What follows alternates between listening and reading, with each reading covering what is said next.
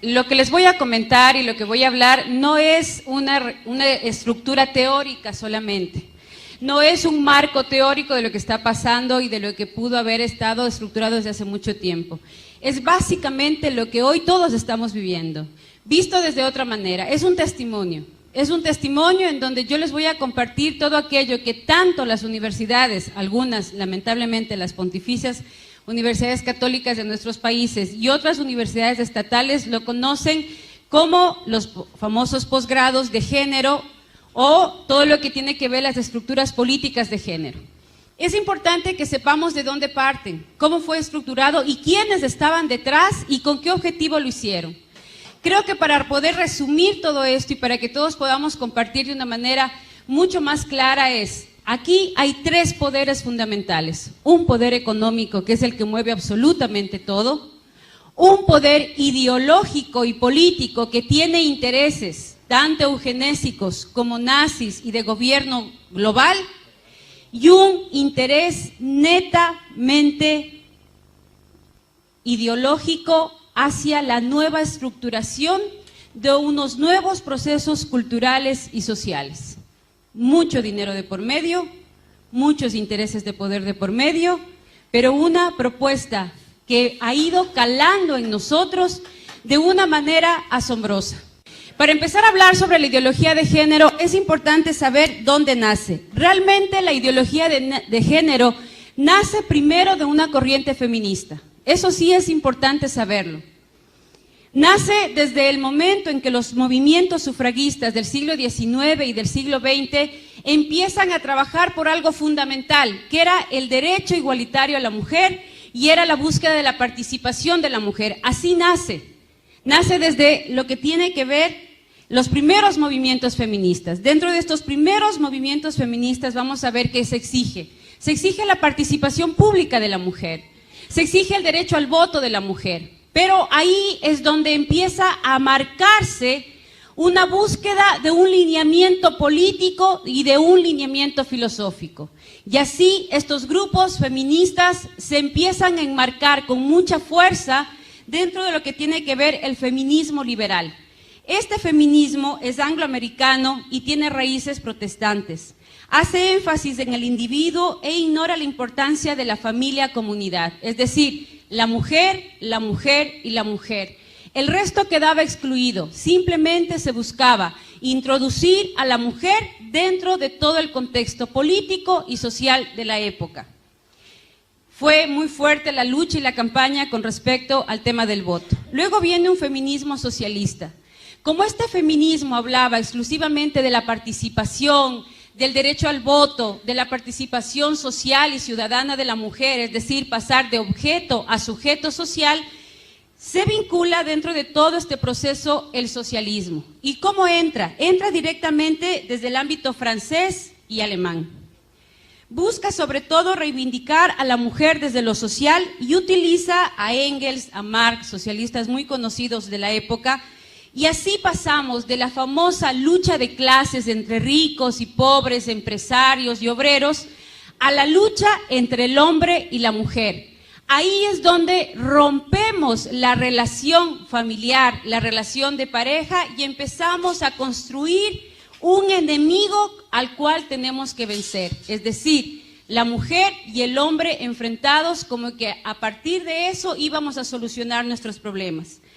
Es así que dentro de toda esta propuesta se habla de que las mujeres son la primera propiedad privada y la opresión de las mujeres por parte de los hombres es la primera opresión de la clase. Le dan un énfasis a un gobierno amplio que solucionará los problemas de las mujeres. Tenían planteamientos explícitos de liberación sexual, es decir, yo soy tan igual al hombre que yo no tengo por qué tener hijos. Si él no tiene hijos, yo tampoco, y si para eso tengo que usar anticonceptivos, llegar al aborto y empezar a tener una vida promiscua como a lo mejor algunos hombres la tienen, pues yo tengo el mismo derecho. También para ellas la familia y el matrimonio son instituciones que las oprimen, que son opresoras frente a la mujer, y por eso entre sus objetivos principales estaba la abolición de la maternidad y la paternidad. Y para esto era imprescindible la anticoncepción y la despenalización del aborto. Ambos tienen en común el rechazo de la discriminación y ya aparecen los planteamientos malthusianos. Es importante ver cómo esta ideología que parte del siglo XIX y parte del siglo XX, donde toma mucha mayor fuerza, ya se ha convertido ideológicamente en parte de lo que nosotros somos. Yo no quiero que me levante la mano nadie de lo que está aquí, cada uno es una pregunta individual, pero ¿cuántas y cuántos de los que estamos aquí usamos o hemos usado anticonceptivos? ¿Cuántas tenemos, por ejemplo, la ligadura encima o estamos con DIU, que por cierto es de los más abortivos, pastillas, parches, geles, preservativos? Es decir, ya a nosotros en este momento, de los que estamos ya de 40 para arriba, ya muchos de nosotros somos hijos de esa ideología, en donde los hijos hay que tenerles cuidado, en donde si ya tienes más de 4 hijos, lo primero que te dicen es, ¿no tienes televisión? Pero si eres moderna. Solo las ignorantes, o sea, además es sinónimo de pobreza, de ignorancia, así como quien dice, pero ¿cómo se te ocurre tú, estudiada, preparada, tener más de 4 o 5 hijos? O sea, ¿qué te pasa? Es decir, vemos a la maternidad como algo que hay que temer. Ser mamá es lo más terrible que nos puede pasar. Ser mamá es lo más vergonzante y humillante. A muchas de las mujeres cuando van por su 5º, 6º, y ya no se diga 8º, 9º hijo, compartir con tu familia, no estoy diciendo en el trabajo que ya es otro panorama o a nivel social es otro panorama, muchas veces compartir con tu mamá o con tus hermanas que vas a esperar otro hijo es sinónimo de terror. ¿Y ahora qué me van a decir? Y ahora mi mamá va a saber que me va a matar, y eso que estás casada, que tienes quien te mantenga, que tienes quien te comparta la vida, si tú eres una mujer independiente y trabajadora, tú mismo satisfaces tus necesidades, pero sin embargo ya vemos a la maternidad y al matrimonio como algo vergonzoso y temido. Y del matrimonio ni hablemos, porque del matrimonio somos nosotros mismos los que hablamos mal, nosotros mismos los que nos burlamos del matrimonio.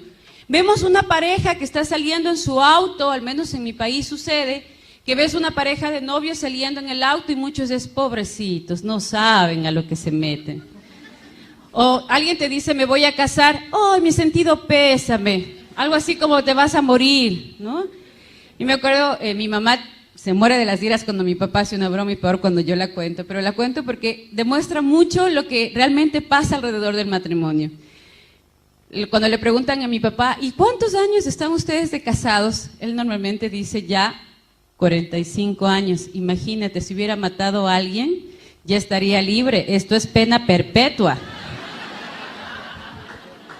Entonces, claro, cuando ya empiezas a oír esas cosas y tienes 15, 16 años, dices, no, el matrimonio, paso, ¿no? Porque si tan malo es el matrimonio y tan malo es ser mamá, pues vénganse todos los anticonceptivos y todo lo que tenga que evitar el matrimonio. Y hoy postergamos el matrimonio 35, 40 años, preferimos tener una pared de títulos, una cuenta corriente bien gorda, casa, terreno, tarjeta de crédito, auto, a tener familia, a tener hijos.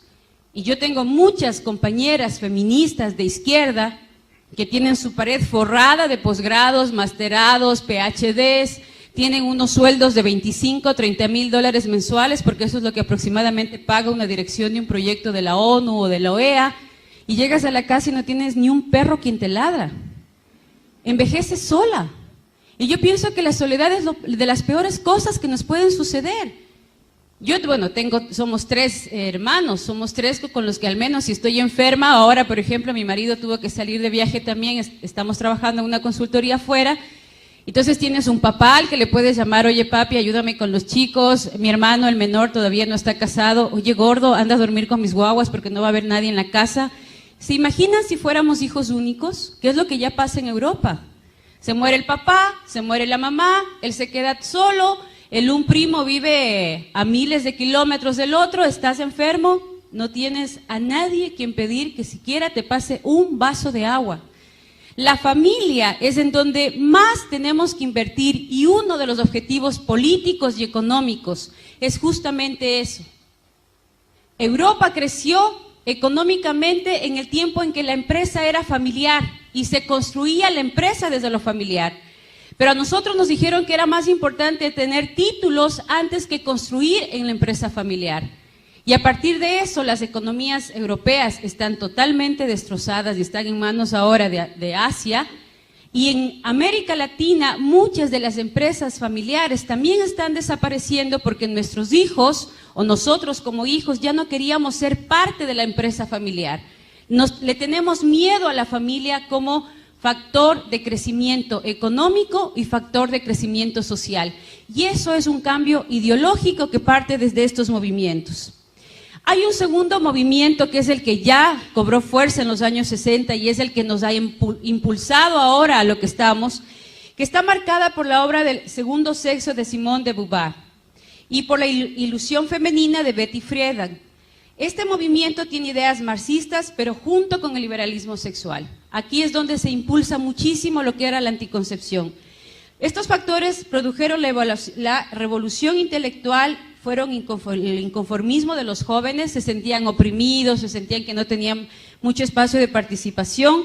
El movimiento pacifista hippie, sexo, droga y alcohol, que promovía el amor libre, las relaciones sin compromiso, informadas pero puras, que es otro fenómeno. Mijita, prueba, ¿no? A ver cómo te va. Si te va bien, te casas, y si no, no. Yo cuando trabajo con jóvenes siempre les pongo un ejemplo, y es, miren, yo no sé cómo son las leyes en Argentina, pero en mi país, y creo que nos parecemos en muchos países, y hasta hoy por aprensión lo hacemos, cuando yo voy a comprar un auto, supongamos que Manuel me va a vender el super Porsche negro deportivo con el que nos fue a ver al aeropuerto, me pide $15,000 y acordamos que se los voy a pagar.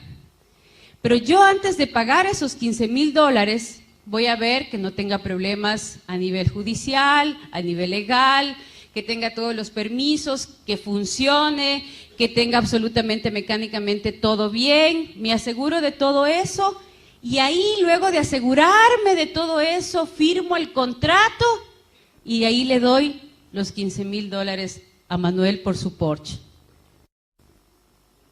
Cuando yo entrego el cuerpito latino, yo les paso a muchos jóvenes gratis, sin un papelito, sin el nombre siquiera.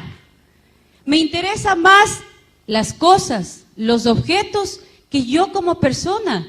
Si me choco el auto, Dios mediante, con esfuerzo y todo, capaz que lo recupero. Pero si me da SIDA, o si me contagio de virus de papiloma humano, o de clamidia y luego me quedo infértil para toda la vida, y el cuerpito latino lo entregamos gratis. ¿Ustedes se imaginan que yo le pida a este joven simpático cuando su computadora y le dijera, oye, te quiero comprar el computador, pero necesito que por favor me lo dejes usar 1 año. Después de ese año, si me gusta, te lo compro. ¿Me vendes? Pero a mi hija sí le digo, prueba, mijita, prueba a ver cómo te va. Si te va bien, te casas, y si no, regresas. Pero la computadora sí no la suelto, ¿no? Eso es lo que hacemos, nos tratamos peor que objetos. ¿Dónde está nuestra dignidad de ser humano? O sea, no podemos hacer de nuestro cuerpo un objeto que todo el mundo pueda usar, que todo el mundo pueda disfrutar, y si no te gusta, te dejo. Pero sin embargo, como hay una ideología detrás y la hemos aceptado como si fuera algo maravilloso, como si fuera algo revolucionario, porque además las feministas nos dicen, ¿no? Progreso. Estamos ya en el siglo XXII, tenemos que ser modernos. Ya Europa lo aprobó. Ya en Estados Unidos es una ley como diciendo, mira, nosotros vamos por la cola y no podemos estar detrás. Y sin embargo, no nos dicen todo lo que ellos están viviendo ahora.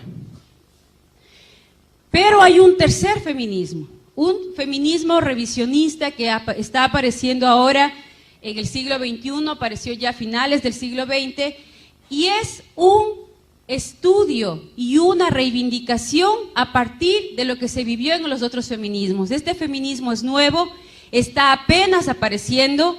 Hay una es una diputada, senadora de la Comunidad Económica Europea que lo está liderando, y ella hace un análisis en donde dice que Badinter es la que está trabajando en esta propuesta, que las mujeres no estamos dispuestas a sacrificar nuestra maternidad y la relación con el trabajo. Es decir, nos interesa tanto ser productivas, pero no por eso dejar de ser mamás. No quieren construir una familia sin papá y mamá. Nos interesa el tener al papá a nuestro lado, el hablar del hombre como un compañero, el hablar del hombre como un amigo, no un enemigo a vencer. Quieren ser madres y trabajadoras, tener ese espacio legal para poder movernos.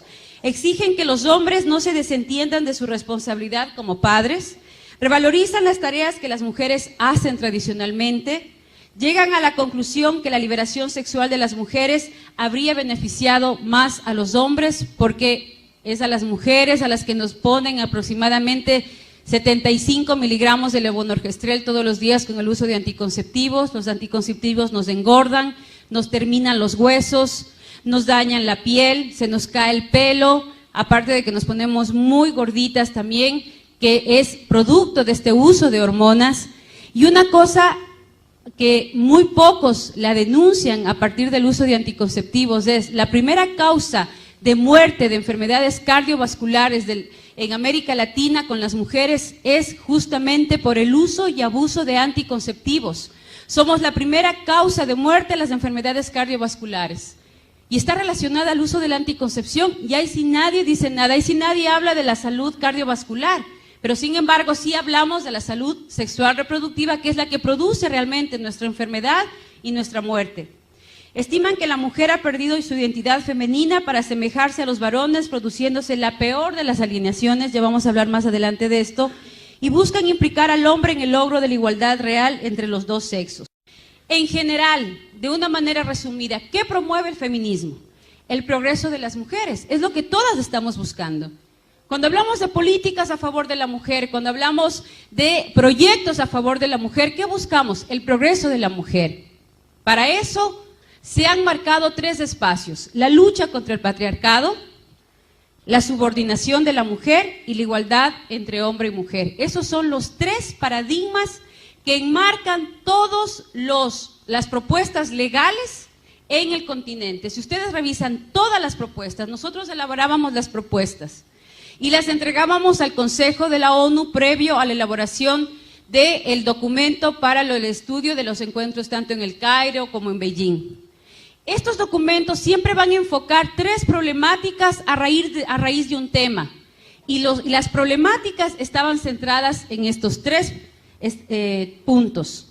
Y para esto, ¿qué es lo que hacemos las feministas? Organizamos a los grupos, organizamos movimientos sociales, capacitamos a los grupos sociales y establecemos luchas políticas que tengan que ir directamente hacia el ámbito educativo, universidades, colegios, maestros, sindicatos, hacia el ámbito de salud, dinero para los centros de salud, dinero para médicos y formación de médicos en mi propuesta, y también todo un proyecto cultural, artístico, en donde yo pueda vender mi propuesta al común de la gente. Pero para poder llegar a esto, ¿qué nos piden? ¿Qué es lo contradictorio? Me hablan de progreso, pero ¿qué me están pidiendo? Para yo poder entrar dentro de ese progreso de la mujer, de ese concepto de progreso, tengo que renunciar a mi esencia femenina. Cuidado digas que eres dulce, que eres tierna, que te encantan los hijos, porque no entras dentro de ese parámetro. Tienes que ser dura, tienes que ser fuerte, te anulan tu feminidad, te anulan tus emociones. Tú no puedes llorar, y para eso te ejercitan, para eso te forman, para eso te ponen en campos de formación en donde te hablan de tus mayores debilidades. Hay una dinámica que se llama la silla eléctrica. En esta dinámica de la silla eléctrica, donde formamos lideresas para que puedan enfrentar el campo social, ponemos un círculo y cada una tiene que sentarse en esa silla, y en esa silla te tienen que decir todos los campos negativos que tú tienes, lo que yo percibo de negativo de ti. Y la que está al frente tiene que evitar enojarse y dar respuestas totalmente frías a cómo puede establecer una estrategia para vencer esa debilidad. Hay mujeres que hasta lloran y automáticamente lo que te dicen es: mira, tú no sirves. Si vas a ponerte a llorar como niña, como bebita, es mejor que ni pienses estar frente de ningún grupo. Tú para revolucionaria no sirves, tú para feminista no sirves, y así que es mejor que lo pienses. Si te quedas, tienes que ser fuerte y dura para enfrentar la batalla, y si no, te vas. Así te forman. Te forman para poder mirar al otro sin tener miedo, aunque sepas que por dentro te estás muriendo. Pero que sepas que tienes una pistola y que si hay que usarla, hay que usarla. Y que no te puede temblar la mano. Y así forman a las feministas. Diana Conti es formada desde los 16, 17 años para poder enfrentar lo que está enfrentando. Para que todo el mundo le diga que es una liberal, que dónde está su familia. ¿Ustedes creen que ella, en el fondo de su corazón, no sentirá la presión social que implica liderar estas propuestas? ¿Que habrá ratos en que no quiera desmoronarse? Claro, porque somos humanas, pero tiene que vencer eso porque así está formada. Porque así tiene que hacerlo para cobrar el dinero que cobra y para poder estar en el lugar en el que está. Aparte de eso está promover la liberación sexual, es decir, si tú tienes 10 amantes, yo voy a tener 20 como mujer. Defender el aborto a petición, porque como tú eres hombre y no te embarazas, yo tampoco me tengo por qué embarazar. Y si para eso tengo que terminar asesinando a mis hijos a cambio de un título, asesinando a mis hijos a cambio de un buen sueldo, asesinando a mis hijos a cambio de un posgrado, pues lo voy a hacer. Porque primero estoy yo y yo. El resto no me importa. Si el resto quiere venir conmigo, que venga. Y si no, pues es su derecho quedarse. Disociar la reproducción de la sexualidad. Es decir, no importa el resultado. Si yo tengo placer, lo voy a vivir. Y ahí les tienen a un montón de diputados y senadores en América Latina discutiendo sobre el placer sexual de unas cuantas personas y si tienen o no tienen derecho a casarse. Cuando en el fondo, si nosotros vemos, estamos discutiendo sobre un tema genital, sino un tema de 2 o 3 personas que tienen placer sexual, besándose y amándose entre hombres o entre mujeres. Cuando las mujeres estamos automáticamente en muchos países, ni siquiera tenemos el grado de alfabetismo que necesitamos. Cuando muchos padres de familia están sin trabajo, cuando muchas escuelas ni siquiera tienen un pizarrón decente donde puedan trabajar en el sector rural, cuando muchos centros de salud ni siquiera tienen una aspirina para poderle dar a un niño o a una niña que está enferma. Y sin embargo, los diputados y los senadores de nuestros países discutiendo sobre el placer sexual de 4 y 5 personas. ¿Por qué? Porque les dicen que es política.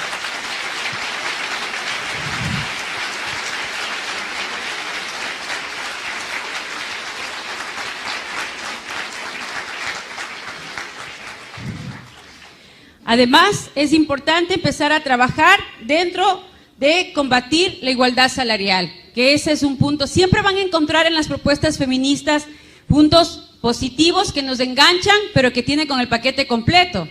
Es como cuando yo te vendo un proyecto, en el caso de los gobernadores, que nosotros les financiábamos proyectos de los gobiernos locales.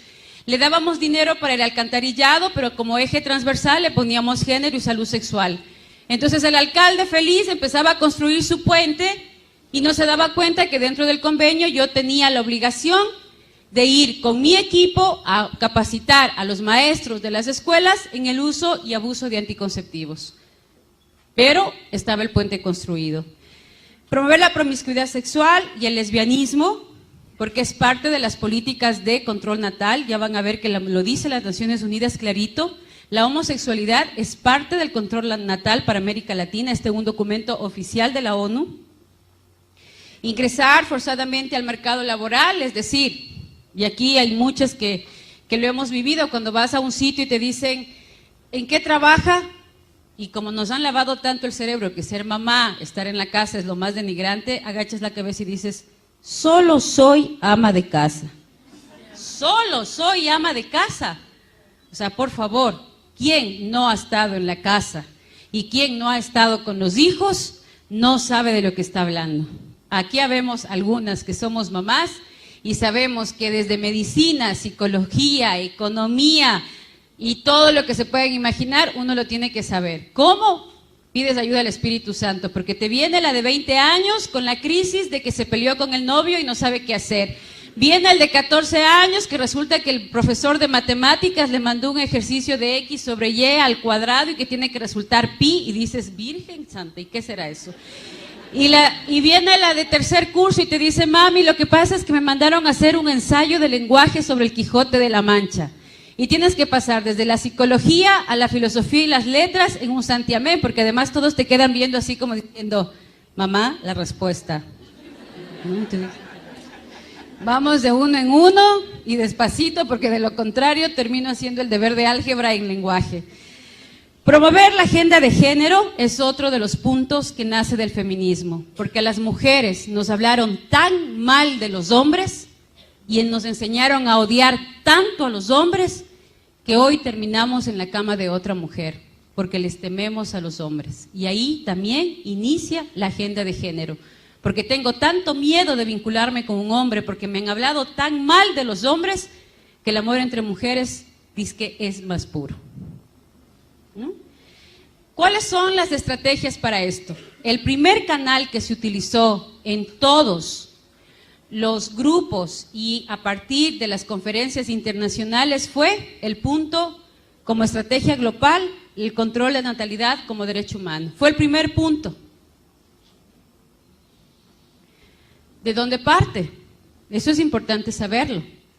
La ideóloga del control natal hay muchos, pero la que más fuerza ha tenido, la que más se ha leído, a la que más se le ha impulsado y la que mucho dinero manejó y creó varias organizaciones como la IPPF, que es la que más vende anticoncepción y aborto en nuestra región, es Margaret Sanger. Ella fue la precursora norteamericana de los movimientos feministas, luchó por la imposición del control natal, el uso libre de anticonceptivos y el fomento del aborto. Margaret Sanger es el ídolo de las feministas, sobre todo de las de antaño. Hoy se la considera pionera del nuevo feminismo, es decir, de las chicas de 25 y 30 años, porque es mucho más radical en los planteamientos.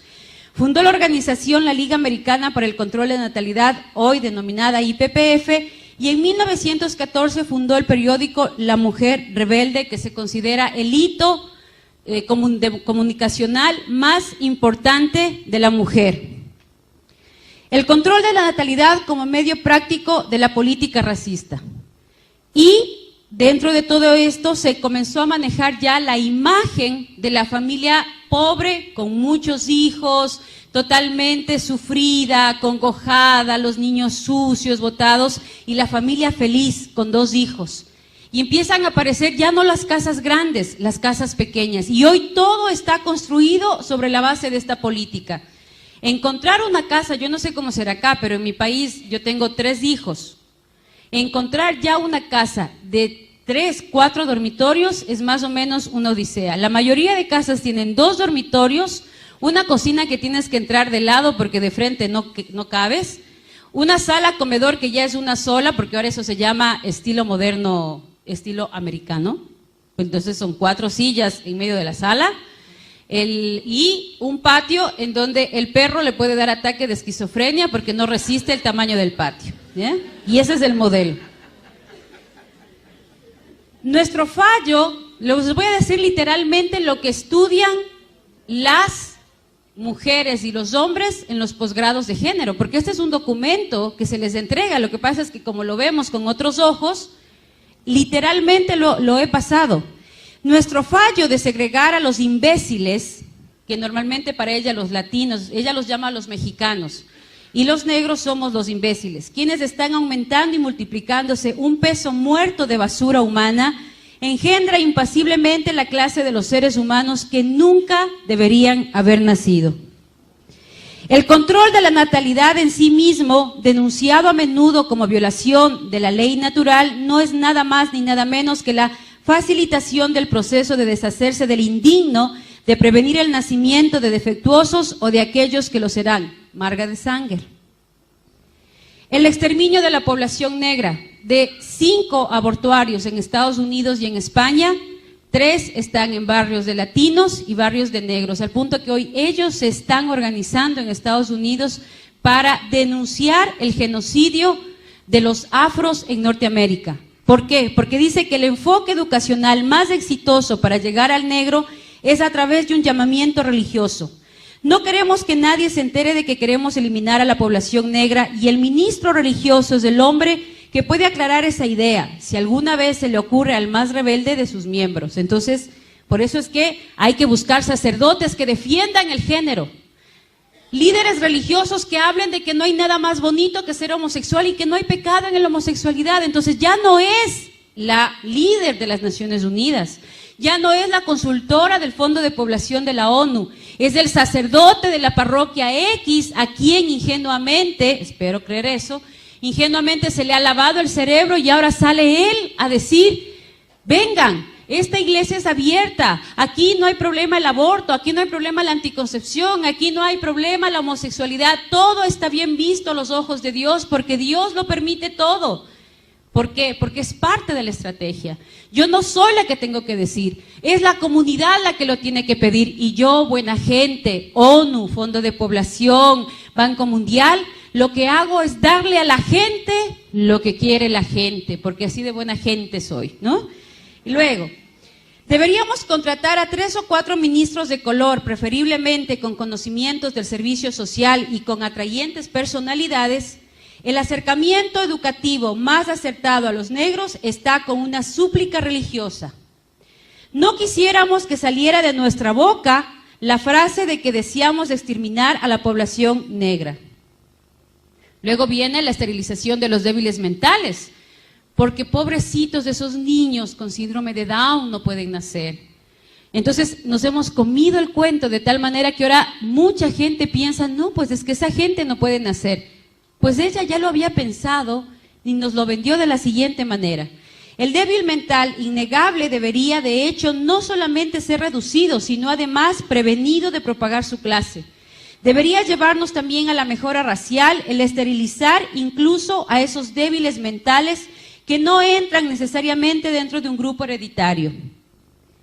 En la colonia de Lynchburg, para epilépticos y débiles mentales del estado de Virginia, se establecieron desde 1927 hasta 1972 unos 8,000 niños al amparo de una ley eugenésica, totalmente esterilizados. ¿Les suena eso de que a los niños Down hay que esterilizarlos, a los niños con problemas mentales hay que esterilizarlos? Y si a ti te tienen que hacer el examen para saber si tu niño viene o no viene con algún problema mental, para poder ayudarte. La pregunta es, ¿ayudarme a qué? Disculpe. ¿Para qué necesita hacerme a mí un examen si mi hijo viene o no viene mal? ¿Cuál va a ser la ayuda? ¿No? Esta es la filosofía que hay detrás de eso.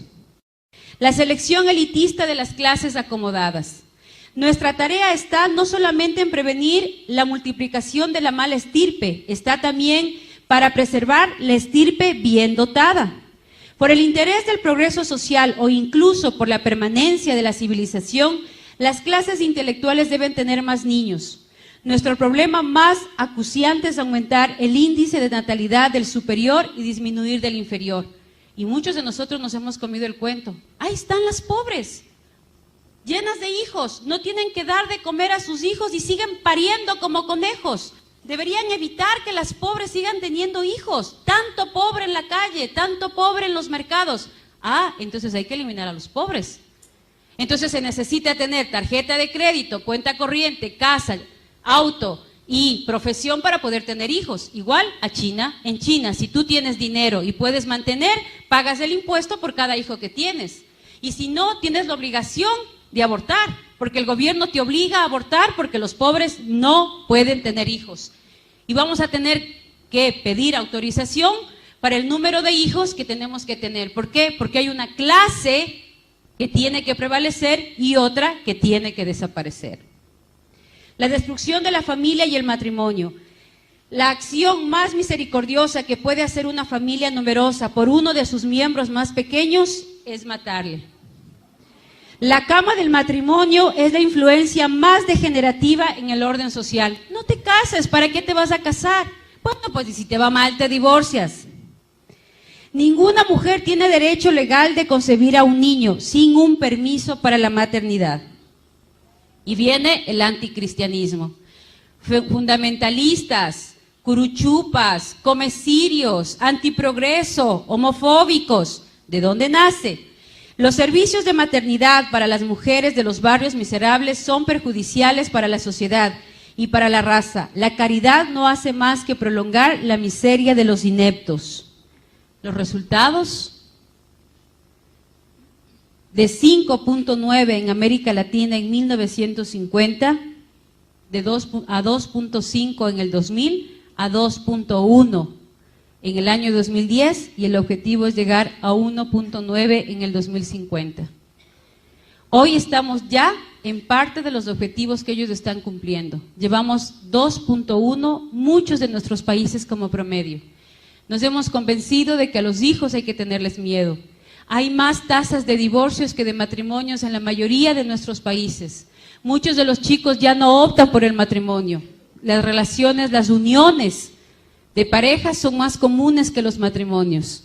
Y todo parte desde toda una estrategia que venimos arrastrando desde atrás. Yo le he puesto las frases tal cual ellos lo dicen, pero a nosotros nos hablan de progreso, nos hablan de derechos, nos hablan de felicidad, nos hablan de éxito, cuando en el fondo, si ustedes les preguntan a estas feministas, les preguntan a estos líderes sociales, ¿cuántos de ellos están con la persona con la que se casaron? ¿Cuántos de ellos tienen hijos botados en varios hogares?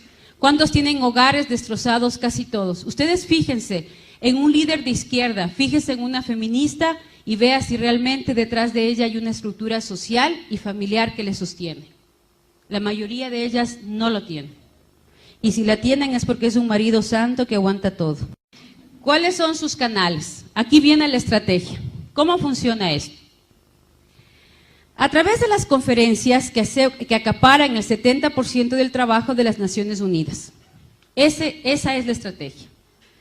Ahí tenemos las conferencias de mujeres, de población, de niñez, de tierra, derechos humanos, las conferencias sociales y las dos últimas de la mujer y de los jóvenes en México. ¿Cómo operan?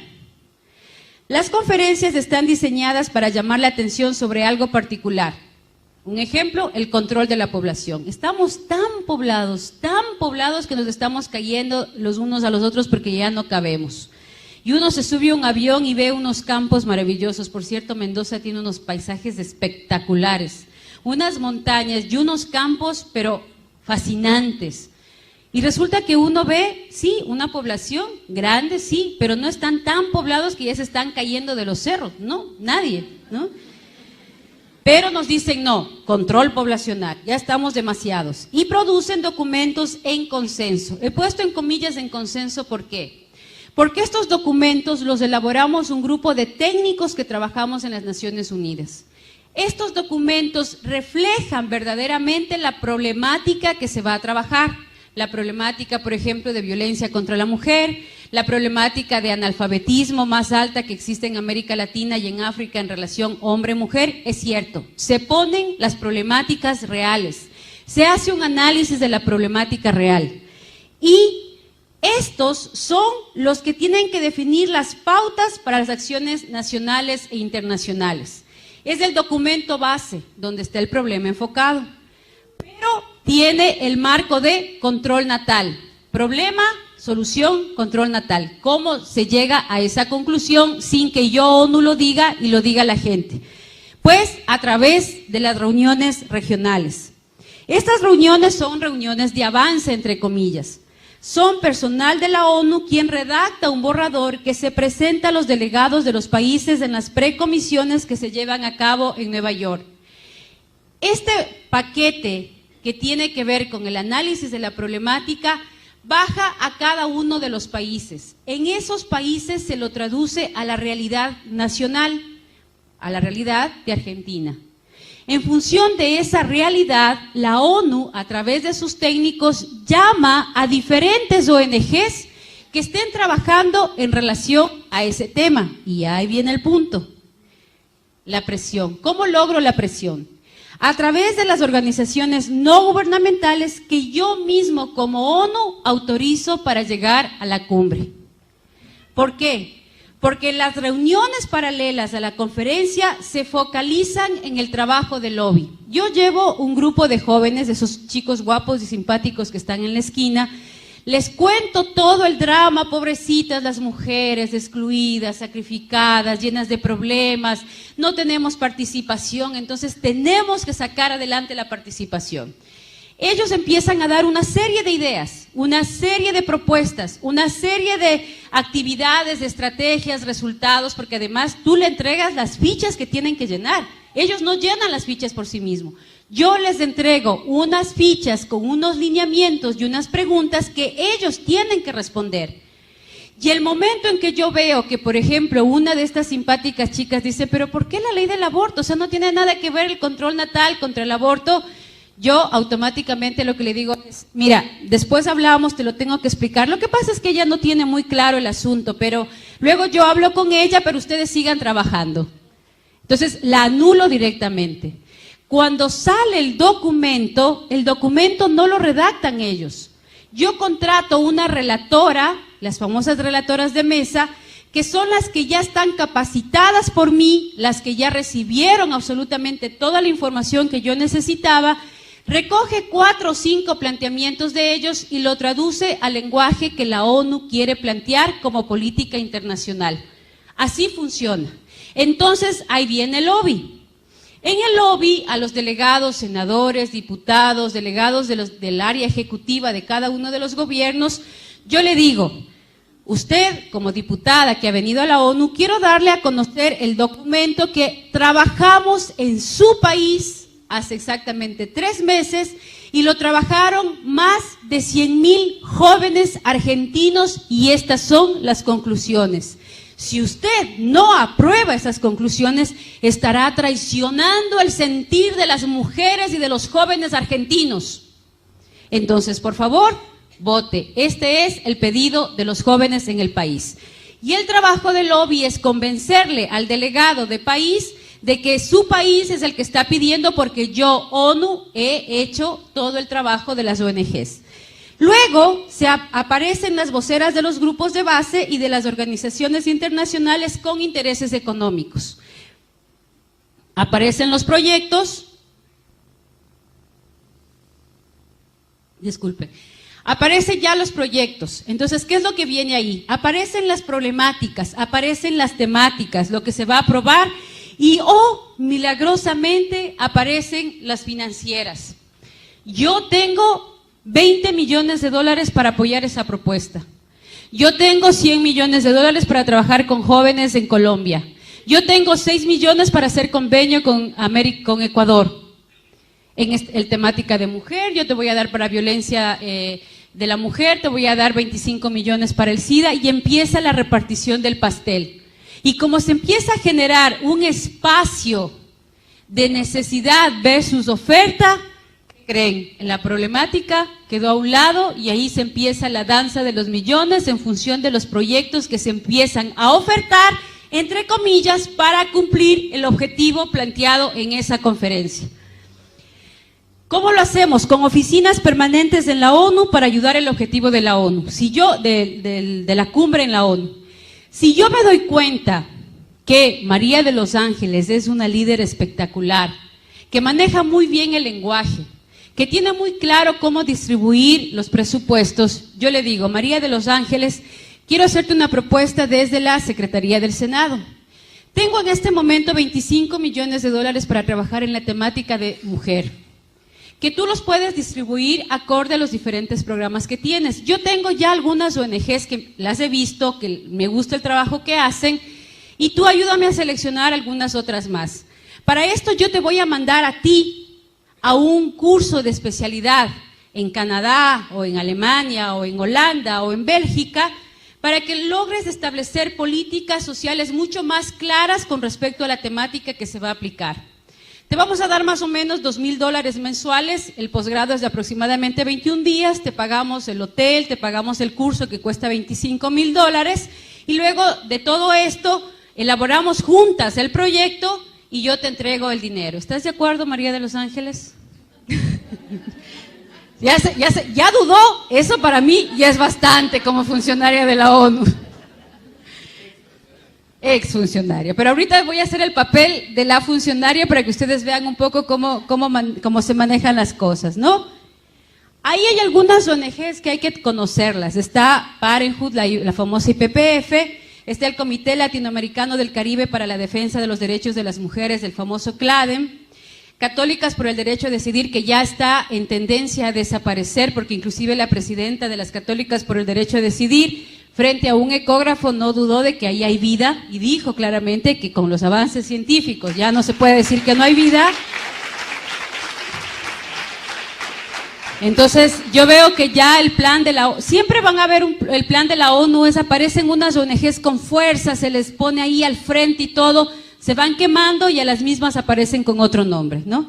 Está el Popular Council, que es de los más fuertes y es de los más desencarnados porque tienen estudios económicos, estudios geográficos, estudios antropológicos, sociólogos y todos trabajando en función de esta propuesta y otros más, ¿no? Aquí está también, está llegando a Argentina el IPAS, que tiene su oficina central en México, está Plan Internacional, está también el Banco Mundial, ya los vamos a ver ahora. ¿Cómo funciona esto? ¿Qué hay detrás? Uno dice, bueno, todo hasta aquí es así como político, ideológico.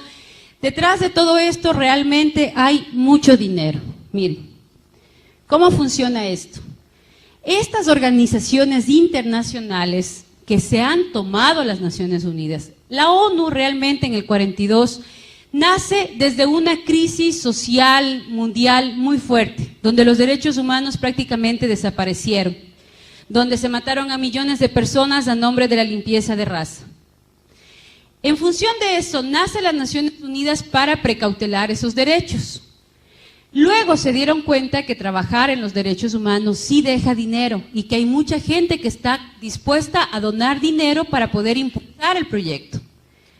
Y ahí aparece, obviamente, el cansancio de estos donantes. Y estos donantes dicen, pero ya les estoy dando millones y millones para reducir la pobreza en África y hay cada vez más pobres. Como reducen los benefactores y necesitaban dinero para poder seguir trabajando, aparecen los famosos donantes, a ver, ya hice algo aquí, los famosos donantes con intereses económicos. Los que más dinero le ponen a las Naciones Unidas para sus proyectos, increíblemente, son las farmacéuticas. ¿Por qué el negocio con las farmacéuticas, donde Sintec es la que más nos ha dado para América Latina?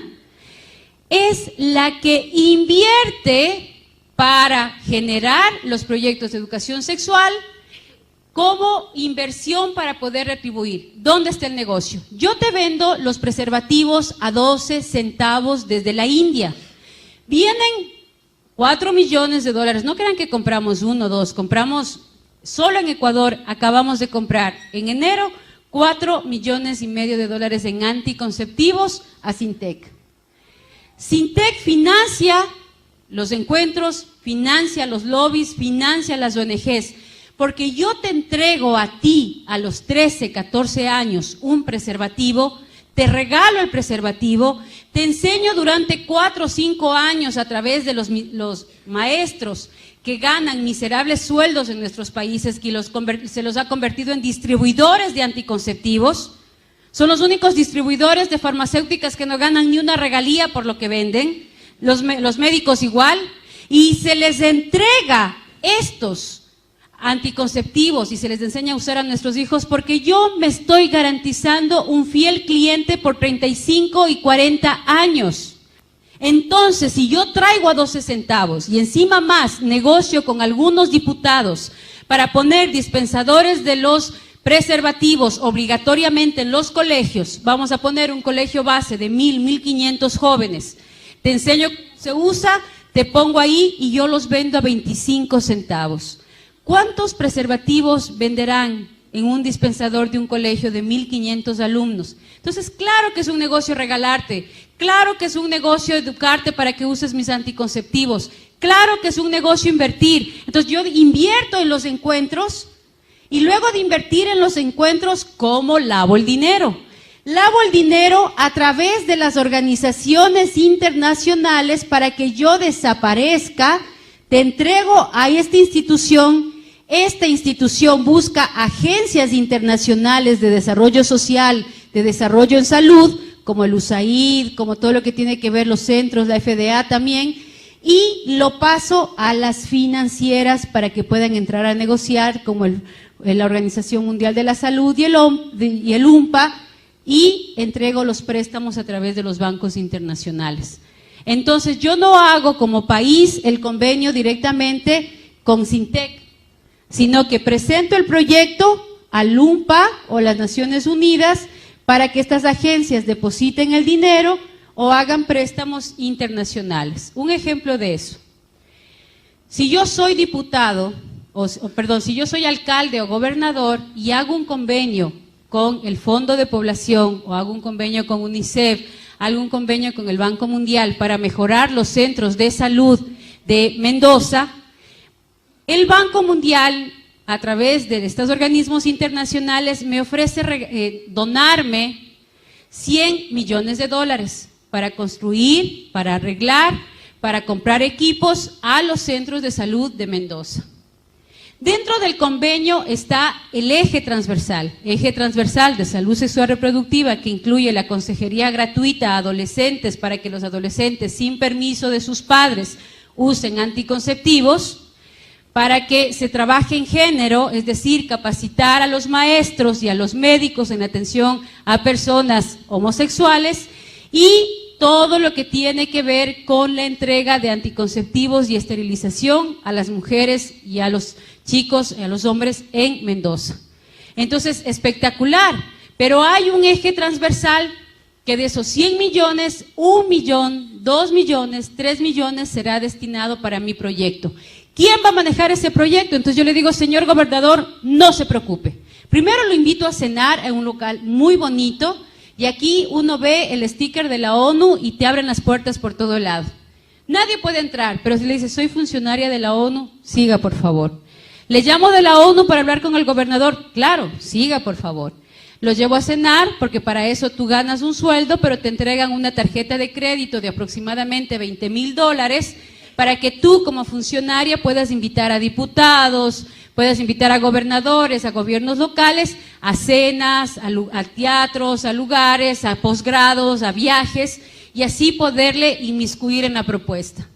Le digo, mire, usted encárguese de estos 98 millones, yo voy a contratar los técnicos, porque yo me imagino que usted no tiene experiencia en esto de contratos sociales, ONGs y todo. Yo ya tengo el estudio de con qué ONGs puedo trabajar, y en función de esas ONGs yo empiezo a implementar el proyecto. Yo tengo mi equipo, tengo mi gente, así que usted de eso no se preocupe. Firma, y empezó el proyecto sin que nadie se dé cuenta y sin tener que buscarme marchas en contra, ni que vengan los Provida a decirme que eso no está bien, ni que vengan un montón de viejitas comerciarios a decirme que eso está mal. Ni se han enterado, ya está firmado el convenio y ya está el dinero en la gobernación. La más grande de estas ONGs que trabaja en todo el continente, desde México hasta Brasil y Argentina y Chile, es la IPPF. El que está al frente de la IPPF actualmente es el hijo de Margaret Sanger. La IPPF, Alexander Sanger, él es el gerente de la IPPF actual. Y la IPPF en su página web, ellos, la verdad es que nosotros no leemos, pero ellos lo tienen bien clarito y lo ponen ahí directamente. La IPPF trabaja para mejorar el acceso a la anticoncepción de emergencia para ayudar a prevenir embarazos no planificados y abortos inseguros. ¿Qué quiere decir? Que trabaja por el aborto seguro, que vende abortivos, que vende aborto químico, que esteriliza y entrega anticonceptivos a los jóvenes sin mayor información.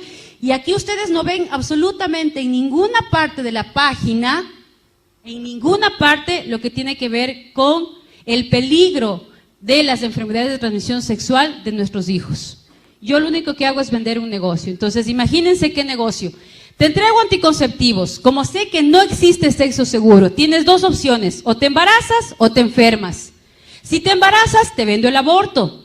Y si te enfermas, te vendo, por ejemplo, la famosa vacuna en contra del virus de papiloma humano, que le dicen muy noblemente en contra del cáncer de útero, que no hay tal cáncer de útero si no hay virus de papiloma humano, que es una enfermedad que se transmite vía piel a piel por el simple sudor de la piel. Entonces yo también te vendo las vacunas. ¿Cuánto cuestan? $475. ¿Cuántas dosis? 3 dosis.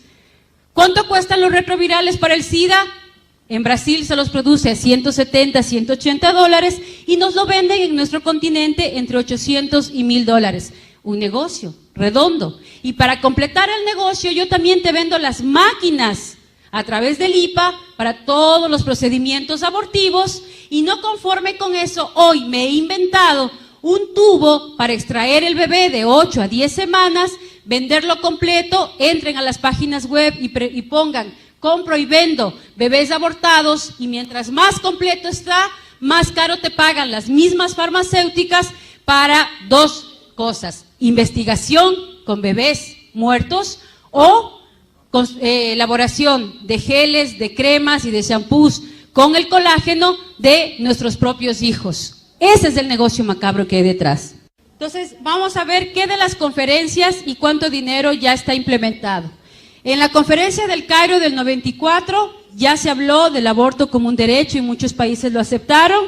Incluyeron los derechos sexuales y reproductivos, y desde 1998 todas las constituciones, todas, sin excepción alguna, todas las constituciones del continente incluyeron dentro del marco constitucional en el área de derechos humanos el concepto de salud sexual reproductiva, sin considerar lo que eso implicaba. Los fondos para planificación familiar en todo el mundo fueron de 17.000 millones de dólares que ya se entregaron y ya se gastaron. Educación sexual y sexo seguro desde los 14 años, que ya empezamos ahí a elaborar los primeros textos educativos para ser entregados a nuestros hijos. Representantes de Honduras como Lorena Casco y también Cecilia Royals fueron las que más guerra nos dieron en esa época. Ellas fueron las que impidieron, y gracias a ellas muchas de estas políticas en América Latina no se introdujeron, porque alertaron a varios de los gobernantes que estaban ahí y a varios de los delegados. Se habló también de que los niños que nazcan deben aparecer como niños deseados, y se empezó aquí a introducir dentro de todos los textos de salud, dentro de todos los libros de ginecobstetricia, el concepto de niños deseados como política desde la resolución de El Cairo. Se trató de cambiar el concepto de familia a familia en todas sus formas, y Europa lo acogió. América, desde Norteamérica, Canadá hasta el Cono Sur, no la adoptaron en el 94. Luego en Beijing, ya los logros que se tuvieron y que ya estamos viviendo el resultado de eso se trata negativamente al matrimonio, a la familia y a la maternidad, y se empieza a hablar de la importancia de vivir las relaciones sexuales como un derecho sin llegar ni al matrimonio, y no importa el sexo, no importa el estado civil, no importa si eres hombre, si eres mujer, no importa absolutamente nada. Buscan eliminar la discriminación específicamente en el tema de la homosexualidad, y ahí aparecen las primeras leyes en Europa y en Norteamérica para incluir la libre orientación sexual, tanto en los diferentes estamentos estatales hasta llegar a los estamentos constitucionales. Y ya en muchos países se ha logrado: México, Colombia, Argentina, que ya les voy a decir, son los 3 parámetros. Este es un dominó. Este dominó que tiene la ONU tiene 3 puntas a nivel latinoamericano y del Cono Sur. México, por ser, entre comillas, país católico, está la Santísima Virgen María y su influencia tiene mucha fuerza por la guadalupana. Está Colombia, porque se considera siempre un país mucho más conservador, mucho más apegado también a la religión, y está Argentina por su influencia política y porque siempre o marca la moda, o marca los hitos musicales, marca los hitos artísticos. Entonces también está Argentina. Caen las 3 puntas y el dominó va cayendo automáticamente uno tras de otro. Esa es la estrategia que se tiene. Busca eliminar los obstáculos para la igualdad de género, y empiezan a aparecer grupos artísticos financiados por la misma ONU, artistas y varios líderes sociales y políticos, homosexuales como personas lindas, como hitos, como ejemplos, y empezamos a aparecer en la televisión, empiezan a aparecer homosexuales, empiezan a aparecer varias personas. De hecho, Walter Mercado es uno de los beneficiados de los proyectos de la ONU con dinero para expandir su imagen dentro del continente, porque su imagen daba mucha fuerza a la relación del buena gente, lindo, simpático y que ayuda a los demás. Propone eliminar la tradición y la religión que discrimina contra los jóvenes, y aquí se empieza a hablar por primera vez de una religión universal. Promueve emprender iniciativas con sensibilidad de género que aborden temas de enfermedades de transmisión sexual frente a el uso del preservativo. Propone promover el derecho a tener control de su sexualidad y decidir libremente el asunto relativo a la sexualidad, incluyendo la salud sexual y reproductiva, es decir, que los adolescentes vivan libremente su sexualidad sin el control paterno. Y se empiezan a organizar desde el año 95 las famosas coordinadoras juveniles de salud sexual reproductiva, los famosos grupos juveniles de feministas, los famosos grupos estudiantiles universitarios a favor del derecho a la mujer. Luego viene la CEDAW, que desde el 79 se empezó a trabajar, pero que ya a partir del 2000 se firmaron los convenios, y ahí empieza como instrumento jurídico fundamental para asegurar igualdad de los derechos de las mujeres. Define la discriminación como cualquier distinción, exclusión o restricción de los derechos a libertades de las mujeres, proclama el derecho a la igualdad entre hombre y mujer, un comité de expertos que verifica el cumplimiento de estos derechos, y ahí ustedes ven que tienen en cada gobierno vienen a visitarte para ver y evaluarte si estás o no estás cumpliendo, y se ratifica el protocolo. ¿Quién estuvo detrás de todo esto y financió directamente estos dos eventos y la legalización en las diferentes constituciones? Frederick Osborne y la IPPF. Frederick Osborne, que fue el que dio el dinero en un 80% para África y América Latina, no es nada más ni nada menos que el presidente de la Sociedad de Eugenesia. Es el fundador, junto con Rockefeller III, del Consejo de Población y el Lobby Pro Aborto, y es el estratega de la criptoeugenesia. Luego viene, con todo este financiamiento, ¿cuál fue el resultado? Condicionar el entorno por medio de presiones sociales y psicológicas concentradas en los jóvenes y en los padres. ¿Cómo se hace esto? Se trabajan talleres que se convocan desde las Naciones Unidas. Yo voy a dar desde el área que más trabajaba, que era el área de los maestros. Entonces yo convoco a unos 200, 300 maestros para establecer la nueva política educativa en materia de salud sexual reproductiva. Se trabaja todo a base de dinámicas, de ejercicios grupales, de terapias grupales, más o menos todo lo que tiene que ver con trabajo desde lo personal para debilitarte hacia la toma de decisiones en función de la decisión grupal. Cojo los maestros, vengo y traigo a la súper experta, PhD, doctora, 80 libros, habla no sé cuántos lenguajes, bien especializada de Alemania, y la presento tal cual para poder darle exposición a los maestros. La primera dinámica que propone esta súper experta es traer a dos lesbianas frente al público y se les pide simplemente observan y van a percibir sus sensaciones y emociones. Esa es la pregunta y ese es el punto de partida de la dinámica. Entran las lesbianas, se quedan mirando, se acarician, se besan y se van. La pregunta de la super experta es ¿cómo se sintieron? Y empiezan unos que sí, que me da igual, mira, cada uno tiene derecho, otro que dice no, me parece horroroso, o sea, no estoy de acuerdo, por favor, ¿cómo es posible que nos hagan esto? Yo venía a otro taller y todo.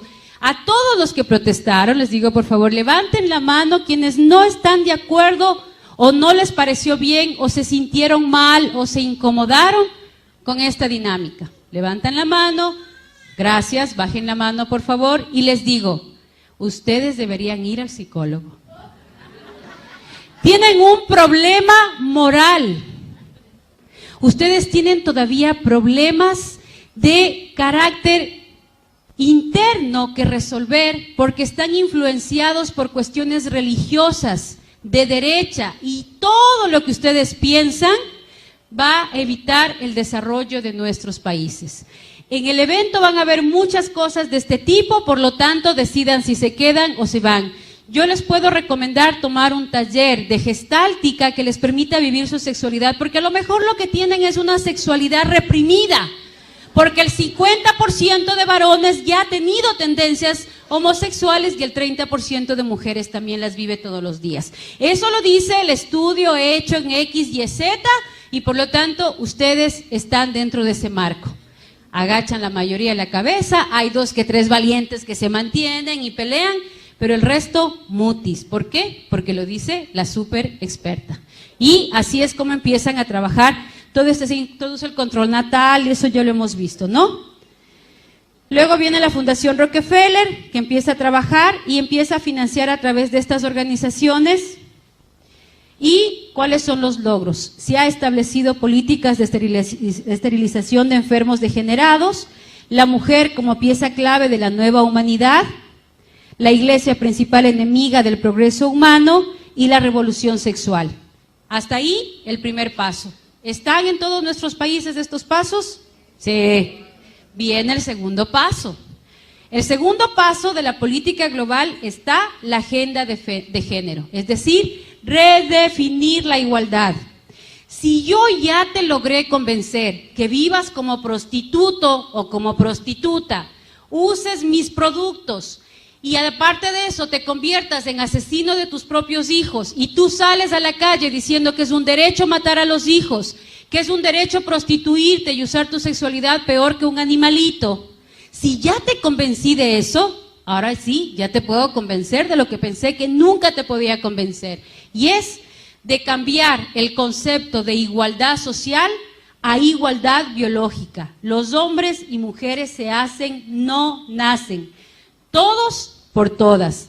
La violencia de género cambia por la violencia de mujer. Por eso